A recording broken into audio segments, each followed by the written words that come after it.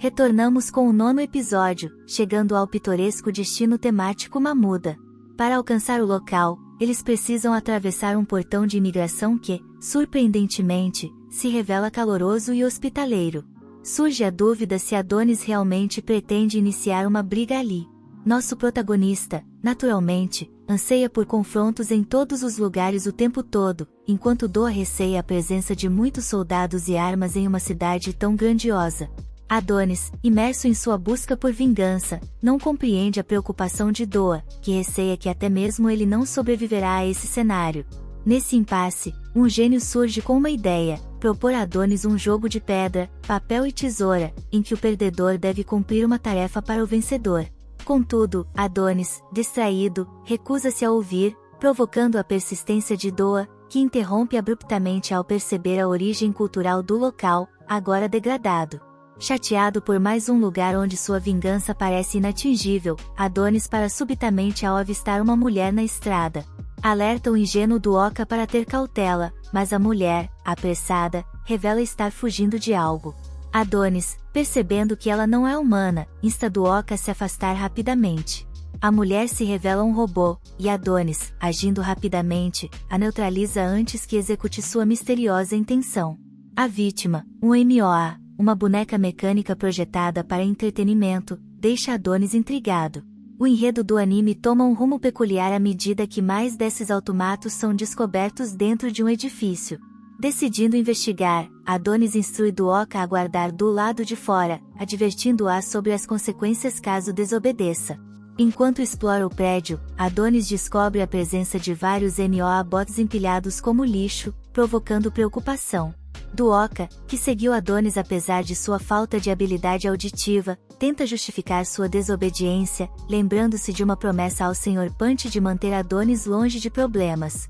Contudo, ela confronta a realidade de ter sido deixada por Adonis com estranhos. Convencida de que Adonis não a machucaria, ela repentinamente recorda o incidente em que quase foi sufocada por ele. Nesse momento, Adonis a encontra, dando continuidade à trama. Ele fica extremamente frustrado por perceber que ela parece não levá-lo a sério. Adonis até começa a suspeitar que ela está o irritando de propósito. Duoka lhe entrega um discurso completo sobre como deveriam permanecer juntos para maior segurança, segurando surpreendentemente uma sacola com todos os suprimentos. Adonis concorda e apenas a instrui a não atrapalhar. Continuam a investigar, se aproximando de uma sala com um odor desagradável e um som que, por razões estranhas, poderia levá-los a serem banidos do YouTube, algo que Adonis jamais compreenderá. Decidem entrar na sala e descobrem que esses robôs excêntricos elaboraram uma trama com alguém até a morte. Os robôs expressam o desejo de serem amados, e Adonis percebe que, de alguma forma, desenvolveram uma identidade própria. Incapazes de interromper a trama com o cadáver, eles não compreendem por que foram criados. Adonis não tem respostas quanto à razão de sua criação, mas sabe por que precisam ser destruídos. Ele os elimina, e um dos robôs agradece tristemente por encerrar sua melancólica existência em algum lugar do deserto. Enquanto isso, duas integrantes de uma unidade especial de espionagem se aproximam rapidamente de um posto de controle. Essas desgastadas guerreiras escolares ficam irritadas com a prontidão dos soldados e decidem atacá-los. Utilizando sua superioridade numérica, a 5 ordena às 6 que se preparem, resultando na rápida eliminação da maioria dos soldados. 6 realiza a limpeza, encerrando o último oponente. Alguns soldados tolos pensam que surpreenderão essas garotas, mas acabam como mais cadáveres no chão. As garotas observam seu trabalho e menosprezam os soldados mais bem preparados. Adonis recorda as palavras da bruxa Overlord Ophelia sobre como a ciência revela a verdadeira natureza da humanidade, inevitavelmente levando à criação de robôs de desenvolvimento de enredo. Elas encontram algemas semelhantes às que Theia usou uma vez em um campo de concentração real, e Adonis revela que a nação ofereceu suas próprias mulheres em troca desses robôs. Aparentemente, Adonis aprendeu mecânica enquanto trabalhava em um veículo e explica que a cidade de Mamuda trocou todas as suas mulheres, filhas e esposas por robôs. Isso só intensifica o ódio de Adonis pelos humanos e contribui para a queda da nação, pois sem mulheres, a próxima geração não pode nascer. Isso não é um caso isolado, e a constatação de que outras nações caíram dessa maneira o deixa nauseado. Eles recolhem algumas peças dos carros que Adonis desmontou e seguem para a pilha de robôs. O engenheiro mecânico explica que está improvisando um pulso eletromagnético, EMP, enquanto a desinformada Duoka permanece sem entender o significado. Adonis coloca isso simplesmente para ela e explica que está colocando a pilha de robôs para descansar. Duoka está obviamente preocupada com os robôs sem vida sendo feridos, mas Adonis explica que sentirão apenas um pequeno choque. Ele utiliza seu estilo de magia de invocação e faz Duoka segurar as ondas de alto-falante do EMP para cobrir os robôs. Doa vê um deles agradecendo pelo fim da agonia, e Duoka fica feliz por Adonis estar lá com ela. Lá em cima, vemos que as duas perigosas colegiais os observavam e perceberam que esse cara é o homem mais procurado pelo Império da Ria, o infame aprendiz de bruxa. No entanto, essas garotas não conseguem acreditar que ele é apenas um adolescente. 6 adverte a 5 para não subestimar esse garoto, já que ele deu problemas consideráveis ao Império, massacrou um número impensável de cidadãos e aniquilou a força de elite enviada atrás dele. Tecnicamente, essas duas garotas não têm permissão para lidar com assuntos envolvendo bruxas, aparentemente. No entanto, 6 aponta que um imperador chamado Suzar as instruiu a capturar qualquer coisa que possa ajudar a manter Ria sob controle. Verificam se esperam ser recompensadas ao terem sucesso em sua missão e ponderam se poderiam morar na capital.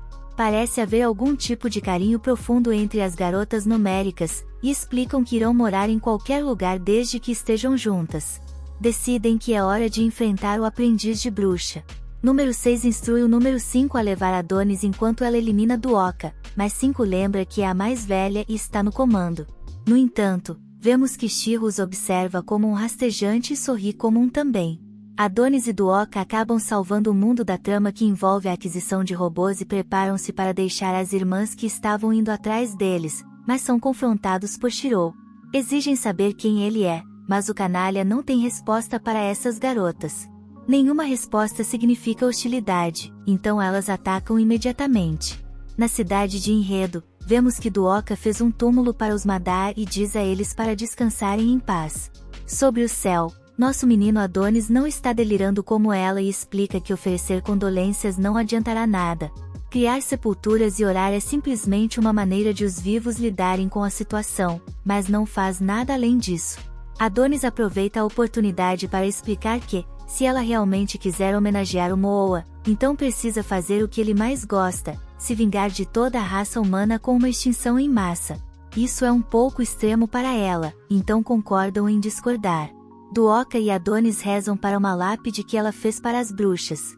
Adonis pensa que este seria um bom lugar para ela ficar para sempre, já que ela gosta muito de chorar e há toneladas de coisas para chorar nesta cidade. Duoka, de alguma forma, ainda não consegue acreditar que ele diria algo tão rude, mas Adonis nunca teve alguém para segurá-lo de volta por qualquer motivo.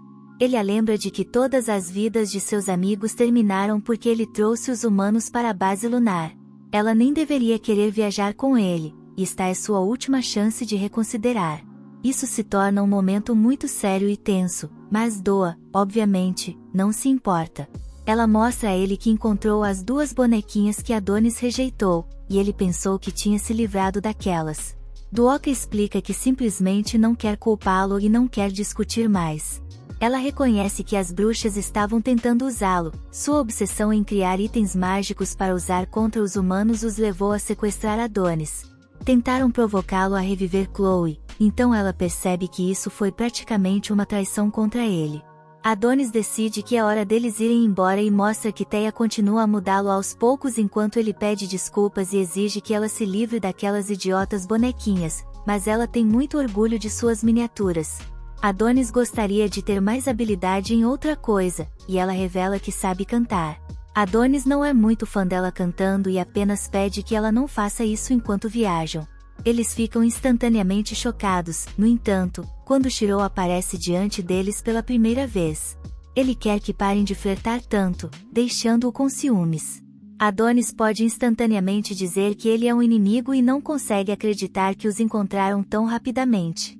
Adonis se prepara para uma luta, mas Shiro mostra o quão perigoso ele é ao destruir totalmente a motocicleta deles.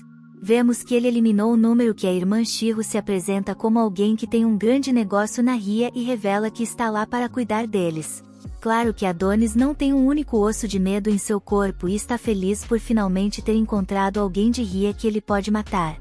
Obrigado por assistir ao Recapitulação, inscreva-se e toque o sino de notificação para o futuro. Veja mais vídeos como este. Até a próxima, pessoal!